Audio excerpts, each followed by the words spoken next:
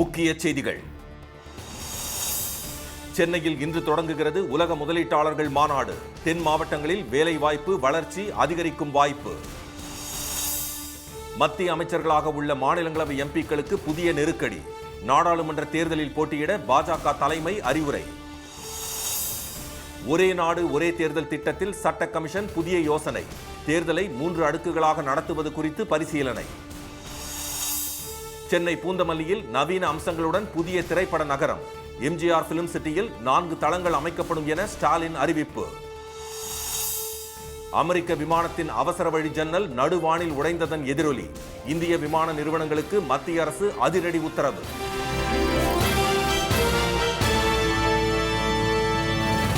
வணக்கம். வணக்கம். சென்னையில் இன்று தொடங்கும் உலக முதலீட்டாளர்கள் மாநாட்டில் பங்கேற்கும் பன்னாட்டு நிறுவனங்களின் முதலீட்டால் தென் மாவட்டங்களில் வேலைவாய்ப்பு அதிகரிக்கும் நிலை உருவாகியுள்ளது. 2030ஆம் ஆண்டுக்குள் $1 டிரில்லியன் பொருளாதாரம் கொண்ட மாநிலமாக தமிழ்நாட்டை மாற்றும் இலக்குடன் தொழில்துறையில் முதலீடுகளை ஈர்க்கும் நடவடிக்கைகளை முதலமைச்சர் திரு மு க ஸ்டாலின் மேற்கொண்டு வருகிறார். அதற்காக சிங்கப்பூர், ஜப்பான் நாடுகளுக்கு பயணம் மேற்கொண்டு பல்வேறு நிறுவனங்களின் முதலீடுகளை அவர் திரட்டினார். அதன் தொடர்ச்சியாக உலக முதலீட்டாளர்கள் மாநாடு சென்னையில் இன்று தொடங்குகிறது. நந்தம்பாக்கம் வர்த்தக மையத்தில் நடைபெறும் இந்த மாநாட்டை முதலமைச்சர் திரு ஸ்டாலின் தொடங்கி வைக்கிறார். மத்திய வர்த்தக மற்றும் தொழில்துறை அமைச்சர் திரு பியூஷ் கோயல் சிறப்பு விருந்தினராக பங்கேற்கிறார். மாநாட்டில் 50க்கும் மேற்பட்ட நாடுகளில் இருந்து பிரபல நிறுவனங்களின் தலைவர்களும் பிரதிநிதிகளும் கலந்து கொள்கின்றனர். வியட்நாம் நாட்டின் பிரபல மின்சார வாகன உற்பத்தி நிறுவனமான வின்ஃபாஸ்ட் தூத்துக்குடியில் வாகன உற்பத்தி தொழிற்சாலை அமைக்க இன்று புரிந்துணர்வு ஒப்பந்தம் கையெழுத்தாகிறது. ஆண்டுக்கு 1.5 லட்சம் மின்சார வாகனங்கள் தயாரிக்கும் இந்த ஆலை மூலம் தூத்துக்குடி மாவட்டத்தைச் சேர்ந்த 3500 பேருக்கு வேலைவாய்ப்பு கிடைக்கும். வின்ஃபாஸ்ட் நிறுவனத்திற்கு நன்றி தெரிவித்து பதிவிட்டுள்ள முதலமைச்சர் திரு மு க ஸ்டாலின், இது வெறும் முதலீடு அல்ல, தென் தமிழ்நாட்டின் தொழில் வளர்ச்சியில் ஒரு பெரும் பாய்ச்சல் என்று குறிப்பிட்டுள்ளார். உலகின் நகர்வை கணித்து நடத்தப்படும் இந்த முதலீட்டாளர்கள் மாநாடு தென் மாவட்டங்களின் வளர்ச்சிக்கு பேருதவியாக இருக்கும் என தொழில்துறை அமைச்சர் திரு TRB ராஜா தெரிவித்தார்.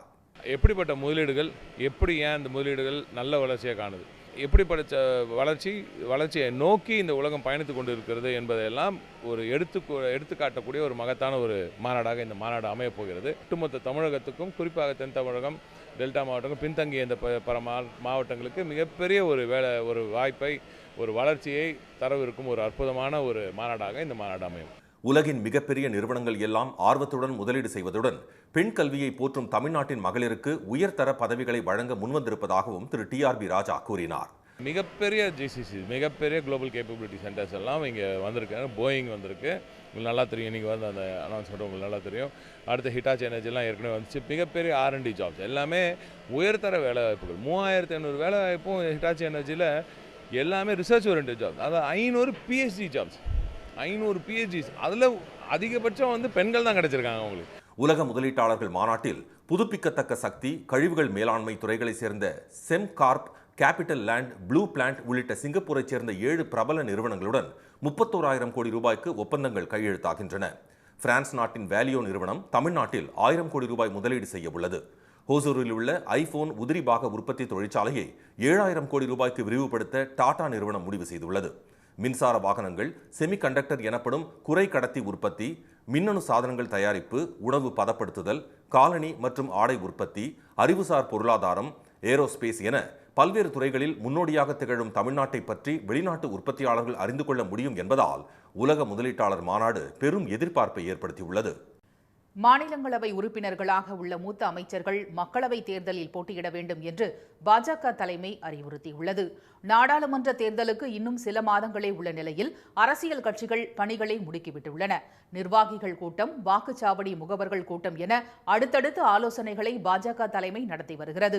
கடந்த புதன்கிழமை டெல்லியில் நடைபெற்ற நிர்வாகிகள் ஆலோசனைக் கூட்டத்தில் மாநிலங்களவை உறுப்பினர்களாக உள்ள மத்திய அமைச்சர்கள் மற்றும் மூத்த தலைவர்கள் மக்களவைத் தேர்தலில் போட்டியிட வேண்டும் என்று வலியுறுத்தப்பட்டது. 3 முறை மாநிலங்களவை MP பதவியை அனுபவித்தவர்கள் மக்களவைத் தேர்தலில் தாங்கள் விரும்பும் தொகுதியில் போட்டியிடலாம் என்றும் தெரிவிக்கப்பட்டது. அண்மையில் நடைபெற்ற மத்திய பிரதேசம், ராஜஸ்தான், சத்தீஸ்கர் உள்ளிட்ட 5 மாநில தேர்தலில் 4 மத்திய அமைச்சர்கள் உள்பட 18 MPக்கள் களமிறக்கப்பட்டதை சுட்டிக்காட்டிய பாஜக தலைமை அது நல்ல பலனை கொடுத்துள்ளதால் இந்த முடிவு எடுக்கப்பட்டுள்ளதாக கூறியுள்ளது. தற்போது முக்கிய பொறுப்புகளில் உள்ள நிதியமைச்சர் திருமதி நிர்மலா சீதாராமன், வெளியுறவுத்துறை அமைச்சர் திரு ஜெய்சங்கர், ரயில்வே அமைச்சர் திரு அஸ்வினி வைஷ்ணவ், சுகாதாரத்துறை அமைச்சர் திரு மன்சுக் மாண்டவியா, வர்த்தக அமைச்சர் திரு பியூஷ் கோயல், கல்வி அமைச்சர் திரு தர்மேந்திர பிரதான், விமான போக்குவரத்து துறை அமைச்சர் திரு ஜோதிர் ஆதித்யா உள்ளிட்டவர்கள் மாநிலங்களவை உறுப்பினர்களாக உள்ளனர். பாஜக தலைவர் திரு ஜே.பி. நட்டா இமாச்சல பிரதேசத்திலிருந்து தேர்வு செய்யப்பட்டிருப்பது குறிப்பிடத்தக்கது. இதனிடையே மக்களவைத் தேர்தலில் பாஜகவை வீழ்த்த பல்வேறு முன்னெடுப்புகளை எடுத்து வரும் காங்கிரஸ் அண்மையில் அமைப்பு ரீதியான பொறுப்புகளில் மாற்றம் செய்தது. உத்தரப்பிரதேசம் உள்ளிட்ட பல்வேறு மாநிலங்களின் பொறுப்பாளர்கள் மாற்றம் செய்யப்பட்டனர். இந்நிலையில் திரு சசிகாந்த் தலைமையில் வார் ரூம் எனப்படும் செயல் திட்ட குழு அமைக்கப்பட்டுள்ளது. இந்த குழுவில் திரு வருண் சந்தோஷ், திரு கோகுல் பூட்டைல்ஸ் உள்ளிட்ட 5 பேர் துணைத் தலைவர்களாக நியமிக்கப்பட்டுள்ளனர். தகவல் தொடர்பு பணிக்குழுவின் தலைவராக திரு வைபவ் வாலியாயும், விளம்பர குழு ஒருங்கிணைப்பாளராக திரு அஜய் மக்கனும் நியமிக்கப்பட்டுள்ளனர். திரு ஜெயராம் ரமேஷ், திரு கே.சி. வேணுகோபால், திரு பவன் கெரா உள்ளிட்டோரும் இந்த குழுவில் இடம்பெற்றுள்ளனர். ஒரே நாடு ஒரே தேர்தலை 3 அடுக்குகளாக நடத்துவது குறித்து சட்ட ஆணையம் பரிசீலித்து வருவதாக தகவல்கள் வெளியாகியுள்ளன. நாடாளுமன்றம், மாநில சட்டப்பேரவைகள், உள்ளாட்சி அமைப்புகளுக்கு ஒரே நேரத்தில் தேர்தல் நடத்தும் வகையில் ஒரே நாடு ஒரே தேர்தல் திட்டத்தை மத்திய அரசு அறிவித்துள்ளது.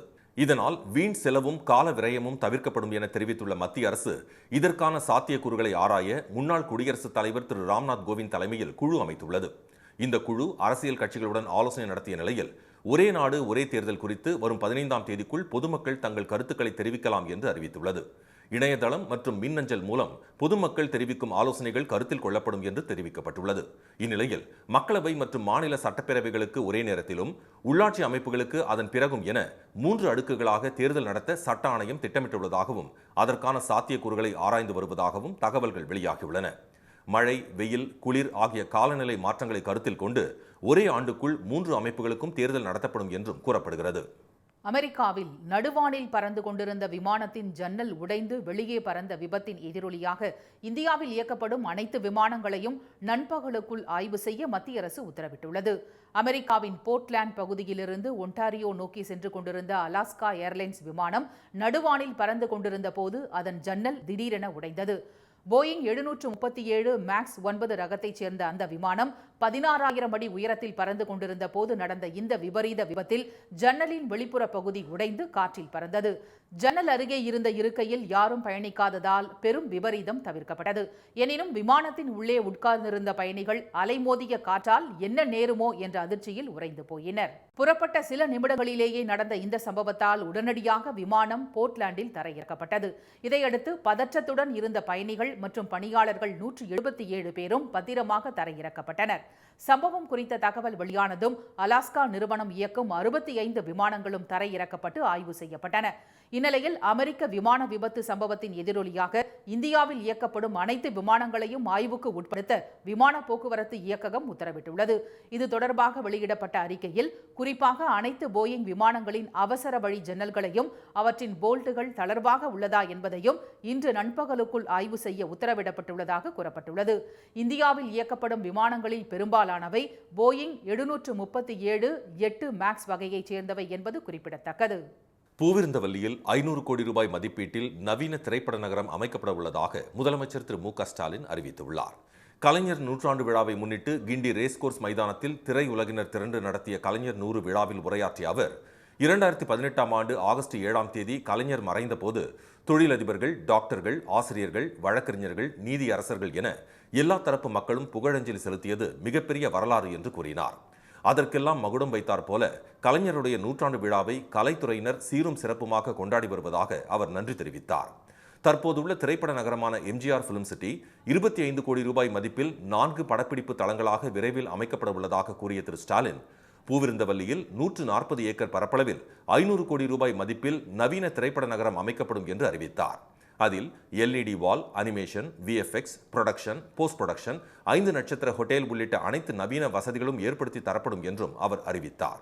பள்ளி மாணவர்களுக்கு புகையிலை பொருட்களை விற்பனை செய்த வழக்கில் கைது செய்யப்பட்டவர்கள் அரசு பெண்கள் மேல்நிலைப் பள்ளிக்கு கழிப்பறை கட்டி கொடுக்க வேண்டும் என்ற நிபந்தனை விதித்து உயர்நீதிமன்றம் ஜாமீன் வழங்கியுள்ளது.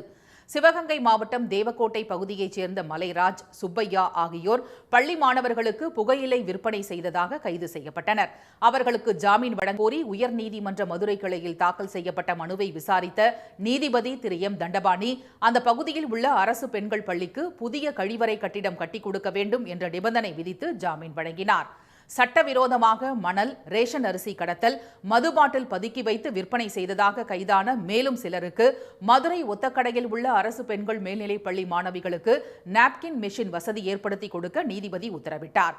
மேலும் மேலூரில் உள்ள அரசு பெண்கள் மேல்நிலைப் பள்ளி, ஒத்தக்கடை அரசு பெண்கள் மேல்நிலைப் பள்ளி, மதுரை மேலமாசி வீதியில் உள்ள பெரியார் நாகம்மை மேல்நிலைப் பள்ளி, அனுமந்தன்குடி அரசு மேல்நிலைப் பள்ளிகளில் புதிய கழிப்பறைகளை கட்டிக் கொடுக்கவும் அவர் உத்தரவிட்டார். கழிவறைகளை 6 வாரத்திற்குள் கட்டிக் கொடுக்கவும், அவற்றின் புகைப்படத்தை உயர்நீதிமன்றத்தில் தாக்கல் செய்யவும் ஜாமீன் பெற்ற மனுதாரர்களுக்கு நீதிபதி உத்தரவிட்டார். நாமக்கல் அருகே ஜல்லிக்கட்டு காளைகளுக்கு தீவிர பயிற்சிகள் அளிக்கப்பட்டு வருகின்றன. பொங்கல் பண்டிகை நெருங்குவதையொட்டி மதுரை அவனியாபுரம், பாலமேடு, அலங்காநல்லூர் ஆகிய இடங்களில் தமிழர்களின் வீர விளையாட்டான ஜல்லிக்கட்டு போட்டிகளுக்கான ஏற்பாடுகள் முழு வீச்சில் நடைபெற்று வருகின்றன. இந்நிலையில் நாமக்கல் அருகே சேந்தமங்கலம் சுற்றுவட்டார பகுதிகளான வடுகப்பட்டி, அலங்காநத்தம், காளப்பநாயக்கன்பட்டி, காரவள்ளி, தேவராயபுரம் ஆகிய பகுதிகளில் வளர்க்கப்பட்டு வரும் 300க்கும் மேற்பட்ட காளைகளுக்கு தொடர் பயிற்சி அளிக்கப்பட்டு வருகிறது. பாரம்பரிய முறைப்படி காளைகளுக்கு நீச்சல் பயிற்சியுடன் நடைப்பயிற்சி, ஓட்டம், பயிற்சி வடம் உள்ளிட்டவையும் அளிக்கப்படுகின்றன. கிராமங்கள் தோறும் ஜல்லிக்கட்டு நடத்த அரசு அனுமதி அளிக்க வேண்டும் என்று காளைகளின் உரிமையாளர்கள் வலியுறுத்தினர். தமிழகத்தில் நாள் ஜல்லிக்கட்டை முன்னிட்டு நாங்கள் காளைகளை பயிற்சி கொடுத்துக்கிட்டு இருக்கிறோம். அதுக்கு ஊட்டச்சத்தான பொருளை கொடுத்து நல்லா வளர்த்திக்கிட்டு இருக்கிறோம். எங்களுடைய ஜல்லிக்கட்டு சிறப்பாக இந்த வருஷம் நடக்கணுங்கிறது எங்களுடைய மாடு வளர்ப்பு ஒரு ஆர்வமாக இருக்குது.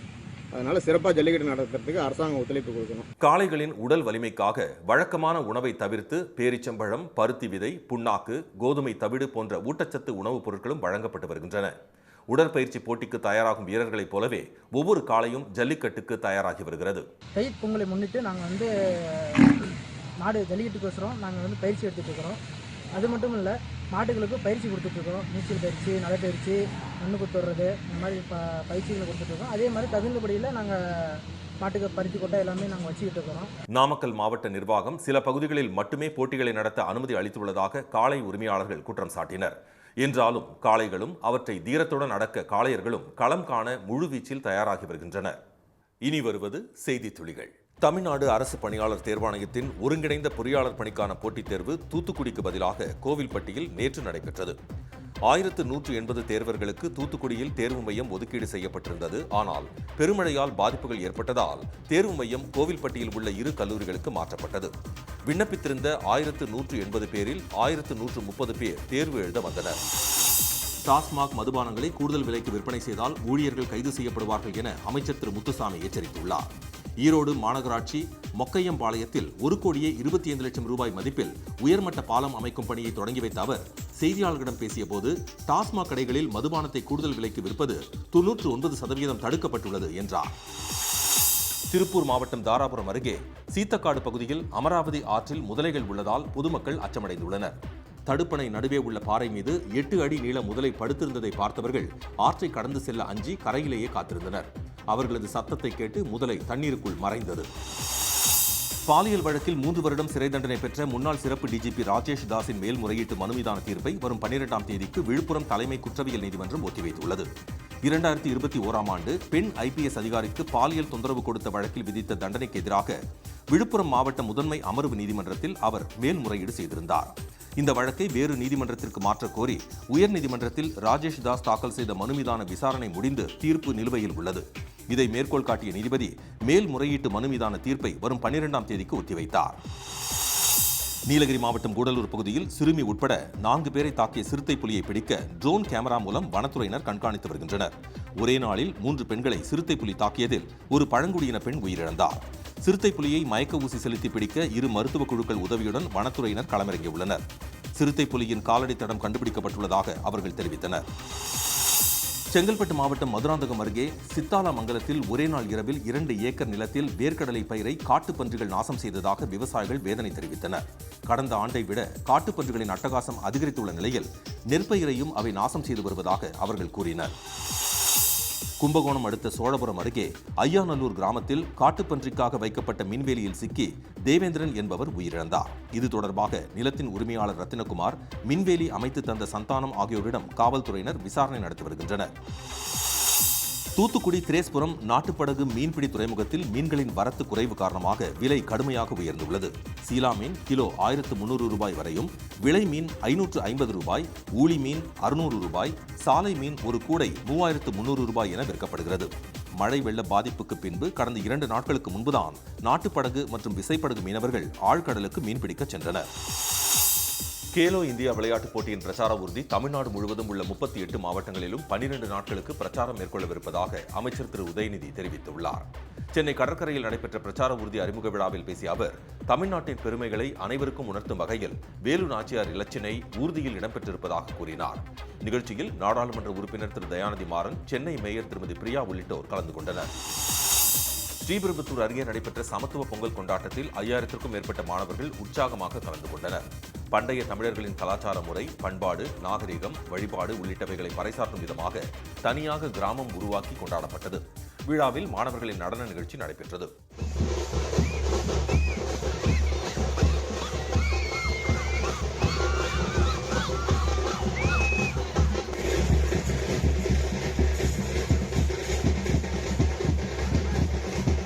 புதுப்பானையில் பொங்கலிட்டு விழாவை உற்சாகமாக கொண்டாடினர். இதில் மயிலாட்டம், ஒயிலாட்டம், கரகாட்டம், தப்பாட்டம் மற்றும் வீர விளையாட்டுகளான சிலம்பம், சடுகுடு, உரியடித்தல், வழுக்கும் மரம் ஏறுதல், கயிறு இழுக்கும் போட்டிகளும் நடத்தப்பட்டன. நாமக்கல்லில் உள்ள அரசு ஒப்பந்ததாரர் வீடு மற்றும் அலுவலகத்தில் கடந்த 5 நாட்களாக வருமான வரித்துறையினர் நடத்திய சோதனை நிறைவடைந்தது. வரி ஏய்ப்பு புகாரில் ஈரோடு, கோவை, சேலம் ஆகிய 30க்கும் மேற்பட்ட இடங்களில் நடத்தப்பட்ட சோதனையில் கணக்கில் வராத ஏராளமான சொத்து ஆவணங்கள் கைப்பற்றப்பட்டதாக கூறப்படுகிறது. செங்கல்பட்டு, விழுப்புரம், கடலூர் மாவட்டங்களில் இன்று கனமழை பெய்ய வாய்ப்புள்ளதாக சென்னை வானிலை ஆய்வு மையம் எச்சரித்துள்ளது. வடகிழக்கு பருவமழை தொடங்கியது முதல் மாநிலம் முழுவதும் பரவலாக மழை பெய்து வருகிறது. மயிலாடுதுறை மாவட்டம் சீர்காழி, கொள்ளிடம், பூம்புகார் சுற்றுவட்டார பகுதிகளில் 1 மணி நேரத்திற்கும் மேலாக கனமழை பெய்ததால் அறுவடைக்கு தயார் நிலையில் உள்ள சம்பா பயிர்கள் பாதிக்கும் நிலை ஏற்பட்டுள்ளது. இதனிடையே லட்சத்தீவு பகுதிகள் மற்றும் தென்மேற்கு வங்கக்கடல் பகுதிகளில் வளிமண்டல கீழடுக்கு சுழற்சி நிலவுவதால் தமிழகத்தில் பெரும்பாலான இடங்களிலும் புதுச்சேரி, காரைக்கால் பகுதிகளிலும் அடுத்த 6 தினங்களுக்கு இடி மின்னலுடன் கூடிய மிதமான மழை பெய்யக்கூடும் என்று அறிவிக்கப்பட்டுள்ளது. செங்கல்பட்டு, விழுப்புரம், கடலூர் மாவட்டங்களில் இன்று கன முதல் மிக கனமழை பெய்யக்கூடும் என்றும் சென்னை, திருவள்ளூர், ராணிப்பேட்டை, காஞ்சிபுரம், திருவண்ணாமலை, கள்ளக்குறிச்சி, அரியலூர், மயிலாடுதுறை, தேனி, தென்காசி, கன்னியாகுமரி மற்றும் திருநெல்வேலி மாவட்டத்தில் உள்ள மலைப்பகுதிகளிலும் ஓரிரு இடங்களில் கனமழை பெய்யக்கூடும் என்று வானிலை மையம் தெரிவித்துள்ளது. இதனிடையே மன்னார் வளைகுடா மற்றும் அதனை ஒட்டிய குமரிக்கடல் பகுதிகளில் மணிக்கு 55 கிலோமீட்டர் வேகத்தில் சூறாவளி காற்று வீசக்கூடும் என்பதால் 10ஆம் தேதி வரை மீனவர்கள் இப்பகுதிகளுக்கு செல்ல வேண்டாம் என்று அறிவுறுத்தப்பட்டுள்ளது. மீண்டும் முக்கிய செய்திகள். உலக முதலீட்டாளர்கள் மாநாட்டில் பங்கேற்கும் பன்னாட்டு நிறுவனங்களின் முதலீட்டால் தென் மாவட்டங்களில் வேலைவாய்ப்பு மற்றும் வளர்ச்சி அதிகரிக்கும் சூழல் உருவாகியுள்ளது. மாநிலங்களவை உறுப்பினர்களாக உள்ள மூத்த அமைச்சர்கள் மக்களவைத் தேர்தலில் போட்டியிட வேண்டும் என்று பாஜக தலைமை அறிவுறுத்தியுள்ளது. அமெரிக்க விமானத்தின் ஜன்னல் உடைந்த விபத்தின் எதிரொலியாக இந்தியாவில் இயக்கப்படும் அனைத்து விமானங்களையும் நண்பகலுக்குள் ஆய்வு செய்ய மத்திய அரசு உத்தரவிட்டுள்ளது. இத்துடன் இந்த செய்திகள் நிறைவடைகின்றன. மீண்டும் சன் டிவியில் செய்திகள் மாலை 6 மணிக்கு. செய்திகளை உடனுக்குடன் தெரிந்து கொள்ள சன் நியூஸ் தொலைக்காட்சியை பாருங்கள். வணக்கம். வணக்கம். உடனுக்குடன் செய்திகளை தெரிந்து கொள்ள சன் நியூஸ் பெல் ஐகானை கிளிக் பண்ணுங்க.